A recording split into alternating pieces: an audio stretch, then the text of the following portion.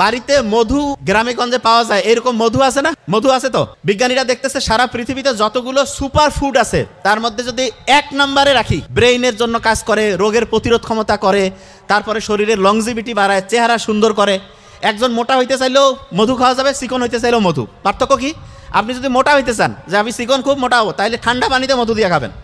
আর যদি কোন যে আমি একটু মোটার সাথে চিকন হইতে চাই, তাহলে গরম পানিতে মধু দিয়ে খাবেন। বিস্ময়কর ব্যাপার। তার মানে মধু যে কোনো লোকের ক্ষেত্রে অসাধারণ। এবং এই মধুর সাথে বাড়িতে যে টক দই পাওয়া যায় না, টক দইতে একটু মধু দিবেন, দেওয়ার পরে যদি ওই খাবারটা খান, ব্রেনটা আপনার হচ্ছে ওই যে ওই সুপারগুলো যেমন একটা জায়গায় একদম আঠা চমৎকারভাবে লাগা যায়, ঠিক তেমনি করে মধু এবং তার সাথে হচ্ছে টক দই মিক্সড করে যদি খান, পরাটা দেখবেন খুব সুন্দর করে মাথার সাথে একদম লেগে যাবে। তাহলে এইটা খুব একটা ইন্টারেস্টিং খাবার, মধু এবং টক দই। খাইতেও মজা লাগবে, ব্রেইনের জন্য খুব অ্যাক্টিভ হবে। আর একটা জিনিস বলি, অনেকেই পড়ার সময় কি করে, একটানা পড়ে। নো, এই কাজটা করবেন না। পড়ার ক্ষেত্রে সবচেয়ে গুরুত্বপূর্ণ হাইয়েস্ট একটানা সবচেয়ে যদি বেশি পড়তে মন চায় 25 মিনিট, সবচেয়ে বেশি। যে ভাই এটা হাইয়েস্ট 25 মিনিট, হ্যাঁ 25 মিনিট পড়ার পরে 5 মিনিট 7 মিনিট 10 মিনিটের রেস্ট, তারপরে আবার পড়বেন, আবার 5-7 মিনিটের রেস্ট, আবার পড়বেন, আবার 5-7 মিনিটের রেস্ট, আবার পড়বেন। কারণটা কি? আপনি যদি একটানা 60 মিনিট পড়েন, ধরেন যে একটানা 60 মিনিট পড়ছেন, তাহলে দেখা যাবে আপনি 78-79 লাইনের মধ্যে যে তথ্য আছে সেটা মাথায় আনতে পারবেন।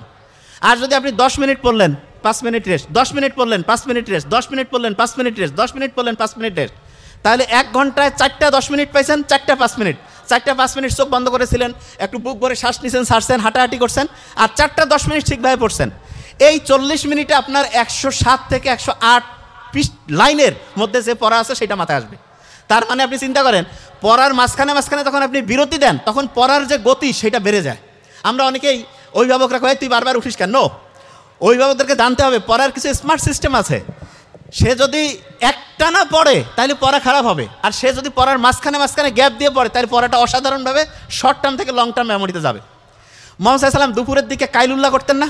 দুপুরের দিকে দেখা যায় তো একটু চোখ বন্ধ করে ঘুমাই থাকতো, তারপরে উনি উঠতেন। বিজ্ঞানীরা এখন দেখছে ওইটাকে ওরা একটা স্পেশাল নাম দিছে, পাওয়ার ন্যাপ। লাভটা কি? কেউ যদি পড়ার মাঝখানে পাওয়ার ন্যাপ নেয় তাহলে পড়ার গতি 500% বেড়ে যায়, 500%। তার মানে 5 গুণ পর্যন্ত পড়ার গতিটা বেড়ে যাবে। শুধু তাই না, আপনি একটা ইন্টারেস্টিং জিনিস দেখবেন, আমরা অনেক সময় ইসলামের খুব সুন্দর একটা নিয়ম আছে না, গাছ।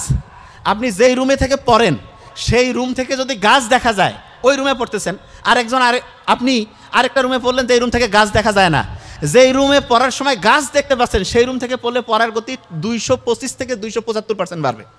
তার মানে গাছের সাথে আমাদের ব্রেইনের অ্যাক্টিভিটি আছে। কেন? গাছের মধ্যে যে ক্লোরোফিল আছে, সূর্যের আলোর সাথে ক্যালকুলেশন বিক্রিয়া করে যে সে খাবার তৈরি করে, ওইটা আমাদের ব্রেইনের পছন্দ। যে ভাই ওইটা আবার কেমন করতে, হ্যাঁ ব্রেইন সবচেয়ে বেশি পছন্দ 1 নম্বর হচ্ছে নীল কালার। অনেকে বোধহয় মনে করতেছে ভাই আপনি নীল কালার পড়েন, নীল যেটা এটা ব্রেইনের 1 নম্বর পছন্দ। সত্যি কথা বললাম, ব্রেইন সবচেয়ে বেশি পছন্দ করে নীল। এবং এই জন্য আমি কিছুদিন আগে একটা প্রোগ্রামে বলছি যে স্টুডেন্ট সবসময় নীল কালি দিয়ে লিখবে তার পড়া সবচেয়ে বেশি মনে থাকবে। কেন?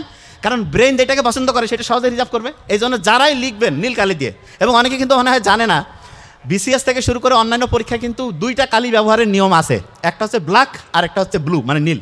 সবুজ দিয়ে লেখা যাবে না, লাল দিয়ে তো টিচার খালি খাতা কাটবে, অন্য 2টা রং বাদে অন্য কোনো রং ব্যবহারের সুযোগ নেই। ভাগ্য ভালো নীলের ব্যবহার করার সুযোগ আছে, নীল কালার দিয়ে লিখবেন, দেখবেন যে পড়াটা আপনার খুব সুন্দরভাবে ব্রেইনে রিজার্ভ হবে। আরেকটা ইন্টারেস্টিং জিনিস বলে রাখি, আপনি যখন পড়া শুরু করবেন না, অনেকের আছে না একটা পড়া খুব ভালো লাগে আর একটা পড়া খুব খারাপ লাগে, এই 2টাকে একসাথে ম্যাচিং করার বুদ্ধি আছে, যেটা আবার কেমন ভাই? হ্যাঁ, আপনি মনে করেন যে খুব আগেকার দিনে ওই যে হঠাৎ করে কুকুর কামড় দিছে, বলতেছে ভাই ওই যে কলা পড়া খাওয়াবে, খুব তিতা জাতীয় একটা জিনিস, কাজ করবে না, আমি বোঝার জন্য বলতেছি, কলার মধ্যে দিয়ে খাওয়াইতো। ঠিক তেমনি করে যেই পড়াটা সবচেয়ে তিতা পড়া পছন্দ আপনার না, সেইটার সাথে একটা মজার পড়া ম্যাচিং করবেন। মানেটা কি?